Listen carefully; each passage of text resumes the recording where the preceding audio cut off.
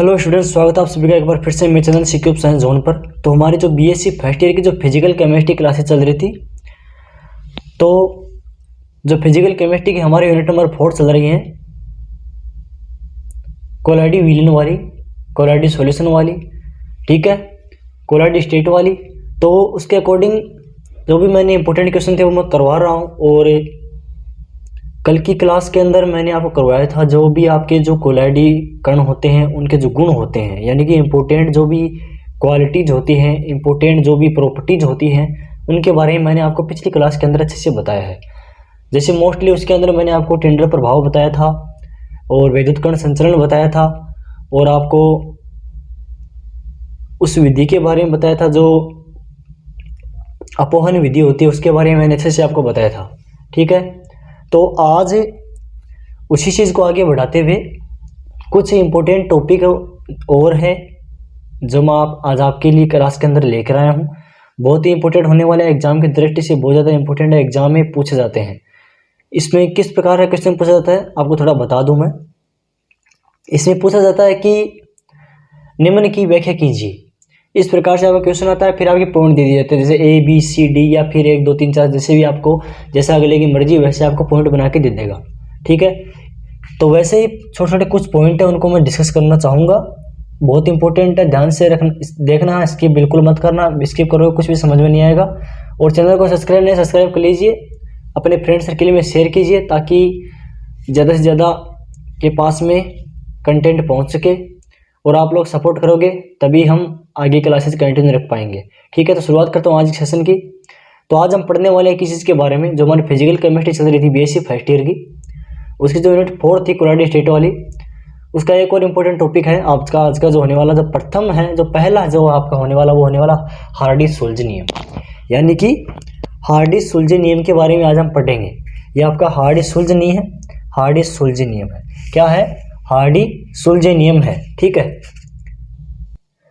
अब ये नियम कहता क्या है इसके बारे में थोड़ा देखेंगे। देखिए कि जब किसी कोलाइडी कण में विद्युत कण अपघट्य मिलाया जाता है, यानी कि जब किसी कोलाइडी कण के अंदर विद्युत अपघट्य को मिला दिया जाता है, किसी भी कोलाइडी कण की बात करूं मैं या फिर किसी भी कोलाइडी विलयन की बात करूं मैं, उसके अंदर क्या मिला दिया जाए?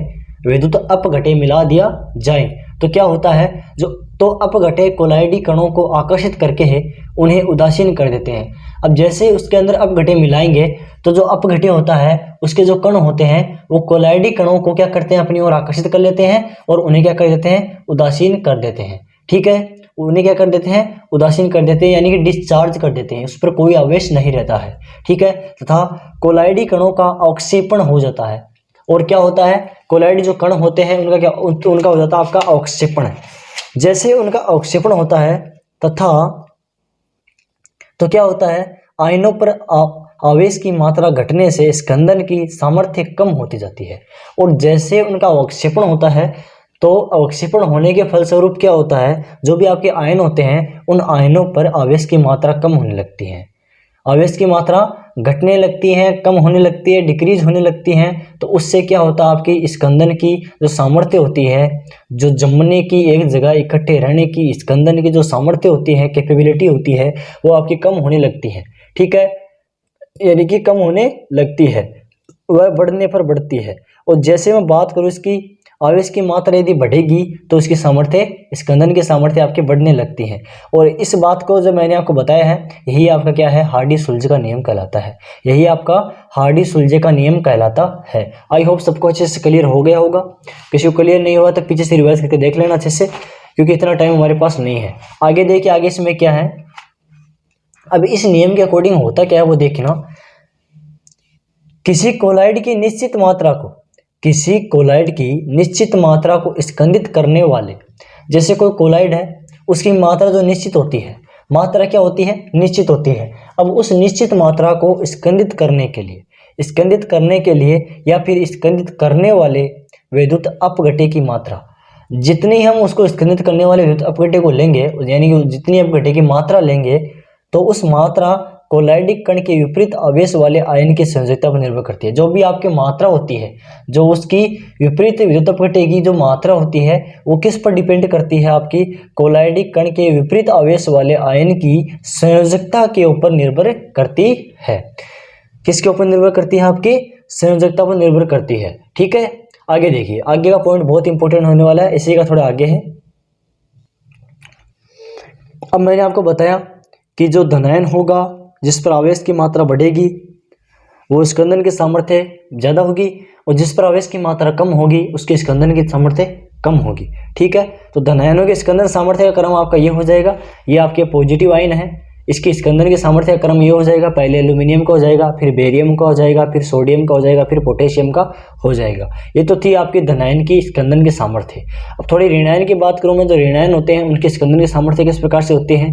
FeCN6 4- की आपकी पहले सबसे ज़्यादा होगी, फिर POCl4 की, PO4 की ज़्यादा होगी, फिर आपकी SO4, फिर Cl- की होगी। ठीक है, अब इसमें नोट पॉइंट है, इसको ध्यान में रखना कि नोट पॉइंट क्या है वो आपको देखना कि किसी विद्युत अपघट्य की न्यूनतम सांद्रता, ये जी किसी विद्युत अपघट्य की न्यूनतम सांद्रता को या इसके मान को पूर्णक मान कहते हैं। क्या कहते हैं? पूर्णक मान कहते हैं। इसको थोड़ा ध्यान में रखना, ये पूर्णक मान न कि पूर्णक मान। क्या है?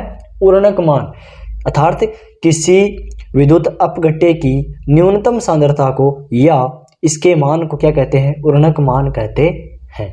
ये इतना ज़्यादा नहीं पूछा जाता है, जो मोस्टली पूछा जाता है वो आपका जो टॉपिक है हार्डी-सुलज़ नियम के बारे में बताइए, वही पूछा जाएगा। उसके मोस्ट जो पॉइंट है वो आपको लिख देने हैं। अगली जो विधि आने वाली है, जो अगला जो पॉइंट आने वाला है इंपॉर्टेंट, वो होने वाला आपका विद्युत अपोहन विधि। कौन सा? विद्युत अपोहन। अब विद्युत अपोहन के बारे में थोड़ा हम देखेंगे।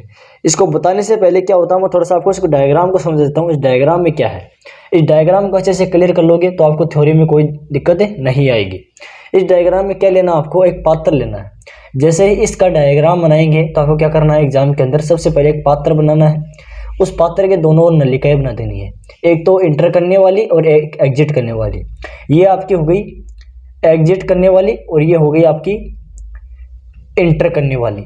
जैसे ही यहाँ से किसी वाटर को एग्जिट करवाएंगे, इंटर करवाएंगे, और यहाँ से क्या एग्जिट होगा वो आगे मैं थोड़ा बताऊंगा। पहले इसमें देखना, इसके अंदर क्या होता है, आपका एक थैला होता है, जो भी आपका किसका बना होता है? झिल्ली का बना होता है, और वो झिल्ली होती है आपकी पारगम्य झिल्ली। जो ये आपका थैला दिखाई दे रहा है आपका, जो लटका हुआ है किसी खूंटी से या फिर किसी भी ऐसी चीज से लटका हुआ है, ये थैला है। ये थैला बना हुआ है आपका पारदर्शी पारगम्य झिल्ली से बना हुआ है। किससे बना है? पारगम्य झिल्ली से बना हुआ है, और इसके अंदर आपका सोल है। ये क्या है? सोल है। ठीक है, अब क्या होता है, इसके अंदर जो भी आपका वाटर है, जो यहाँ पर जो वाटर आपको दिखाई दे रहा होगा हरे कलर का, इसमें आपके दो इलेक्ट्रोड ले लिए जाते हैं, एक ऋणात्मक इलेक्ट्रोड, एक आपका धनात्मक इलेक्ट्रोड। जैसे यहाँ से वाटर को सप्लाई किया जाता है और जैसे इनमें धारा प्रवाहित की जाती है, तो यहाँ पर जो अवक्षेपित वैसे जो अशुद्धियाँ होती हैं वो अवक्षेपित होती हैं, और जो कोलाइडी विलयन वही जगह इकट्ठा हो जाता है, बाकी सब बाहर निकल जाता है। ठीक है, अब इस विधि का काम कैसे करता है, क्रिया कैसी होती है वो देखना थोड़ी सी। देखिए,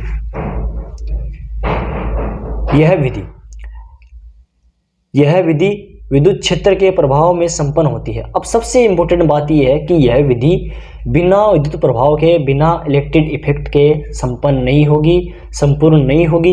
इसके लिए सबसे पहले जो नेसेसरी चीज़ है, वो क्या होने वाला, आपका इलेक्ट्रिक फील्ड होने वाला है। ठीक है, कि यह विधि विद्युत क्षेत्र के प्रभाव में संपन्न होती है।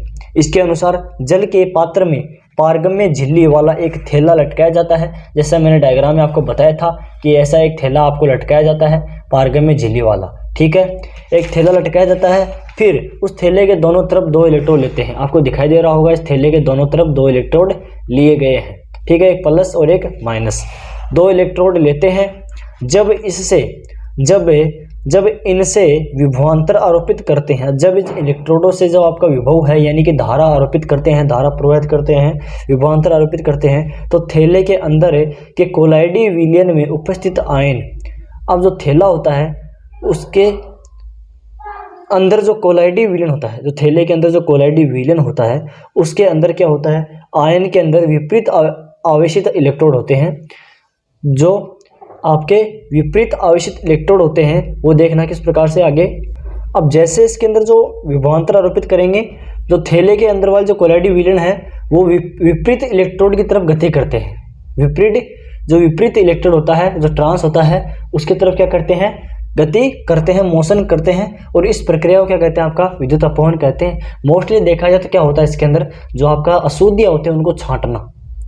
कोलाइडी विलयन से जो अशुद्धियाँ होती है उनको अलग करना ही इस विधि का उपयोग है। जैसे इसके अंदर धारा प्रवाहित करेंगे तो ये आपके अच्छे से काम में आ जाएगी, इसको ध्यान से देखना। अब अगली विधि आती है आपकी अंतः शोषण विधि। कौन सी? अंतः शोषण विधि। ये किस प्रकार से है इसको ध्यान से देखना। कार्बनिक द्रव स्नेही कोलाइड जैसे आपका प्रोटीन हो गया, स्टार्च हो गया आदि को क्या करते हैं, जब इनको जल में रखा जाता है, आदि को जल में रखते हैं, तथा जब इनको जल में रखा जाता है तो ये क्या होते हैं, जल को अवशोषित कर लेते हैं। और प्रोटीन, स्टार्च जो भी आपके होते हैं वो क्या कर लेते हैं, जल को अवशोषित कर लेते हैं और बहुत ज़्यादा फूल जाते हैं। जैसे ही जल को अवशोषित करेंगे तो क्या होंगे, बहुत ज़्यादा फूल जाएंगे। ठीक है, क्या कर लेंगे, बहुत ज़्यादा फूल जाएंगे। इस प्रकार की जलयोजन क्रिया को अंतःशोषण कहते हैं। और जो इस प्रकार की जो क्रिया होती है इसको क्या कहेंगे, हम अंतःशोषण कहते हैं। इस कोलाइड का जल के प्रति आकर्षण इतना प्रबल होता है। अब जो आपका इसके अकॉर्डिंग जो भी आपका कोलाइडी विलयन लिया जाता है उसका आकर्षण है वो बहुत प्रबल होता है, यानी कि इतना प्रबल होता है कि बहुत अधिक दाब के विरुद्ध भी अंतःशोषण होता रहता है। अब जो इनके मध्य जो आकर्षण है, इन कोलाइड का जल के प्रति जो आकर्षण है वो इतना प्रबल होता है कि बहुत अधिक दाब के विरुद्ध भी क्या होता है, इनका अंतःशोषण होता रहता है। अब जो अंतःशोषण की क्रिया है वो इतनी क्यों प्रभावी है कि कितना भी दाब लगा लिया जाए लेकिन अंतःशोषण की क्रिया आपकी होती रहती है। इसके ऊपर एक रीजन है, वो क्या है, वो देखना कि अंतःशोषण की क्रिया के फलस्वरूप जब अंतःशोषण होता है तो उसकी क्रिया के फलस्वरूप क्या होता है, एक दाब लगता है। क्या लगता है, एक दाब लगता है जिससे अंतःशोषण दाब कहते हैं। और वही दाब होता है जो उस सतह के विरुद्ध लगता है, जो अंतःशोषण होता है उसकी क्रिया के विरुद्ध लगता है और इस दाब को क्या कहते हैं, आपका अंतःशोषण दाब कहते हैं। और यह दाब पराशरण दाब से उच्च होता है।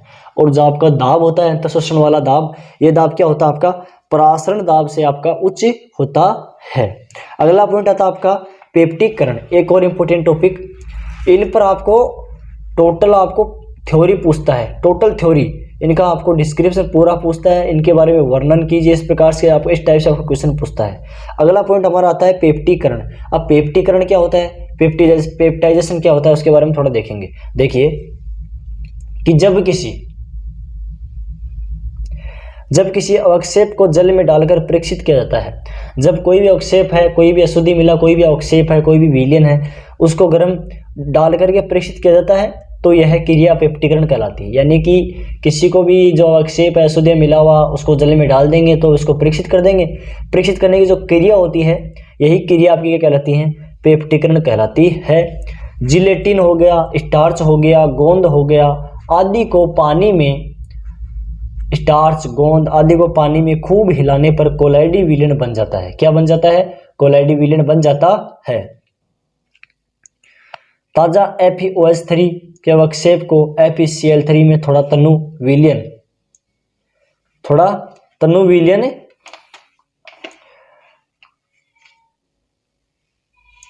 मिलाने पर FeOH3 का पेप्टिकरण विलयन, थोड़ा सा यहाँ पर ध्यान से देखना, थोड़ी सी इसकी लैंग्वेज थोड़ी सी डिफिकल्ट है।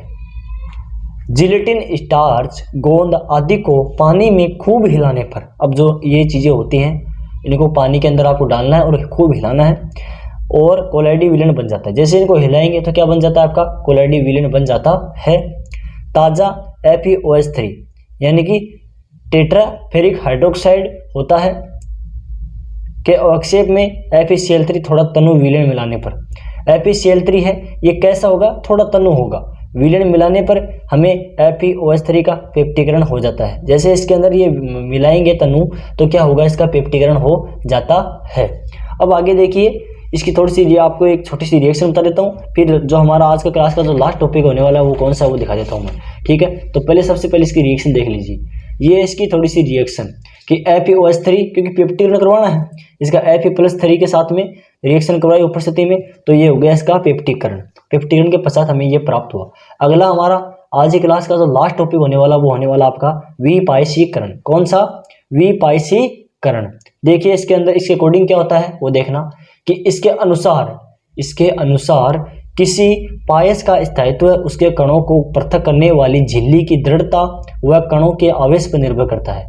यानी कि कोई भी आपका कोलाइडी विलयन है, कोई भी पायस है, उसका जो स्थायित्व होता है, जो स्टेबिलिटी होता है, वो क्या होता है, किस पर डिपेंड करता है, उसके स्थायित्व के उसके कणों को पृथक करने के लिए। पायस का स्थायित्व उसके कणों को पृथक करने के लिए करने वाली झिल्ली जो होती है उसके दृढ़ता व कणों के आवेश पर निर्भर करता है।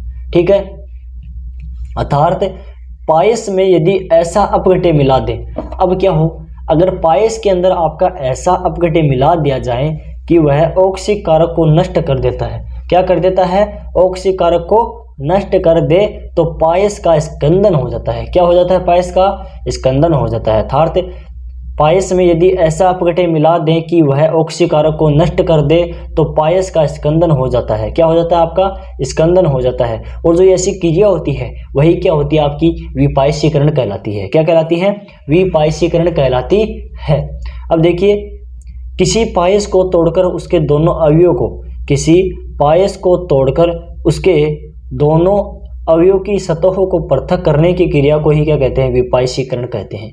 क्या कहते हैं, किसी जो पायस है उसके दोनों सतहों को अलग अलग तोड़ करके उसको पृथक करने की जो क्रिया होती है, जो भी प्रक्रिया होती है, उसी को क्या कहते हैं, हम विपायसीकरण कहते हैं। ठीक है, जैसे आपका दूध से क्रीम निकालना, यही आपका विपायसीकरण के ऊपर बेस है। ठीक है, विपायसीकरण के ऊपर आपका ये आधारित है। ठीक है, दूध से क्रीम बनाना। ठीक है, तो आई होप सबको अच्छे से क्लियर हो गया होगा। जो भी मैंने आज इंपॉर्टेंट टॉपिक करवाए हैं इनको ध्यान से क्लियर कर लेना, अच्छे से याद कर लेना, एग्जाम में आते हैं, बहुत ज़्यादा पूछे जाते हैं। ठीक है, तो आई होप सबको समझ में आ गया होगा। कमेंट करके जो तरह वीडियो कैसा लगा। Thanks for watching.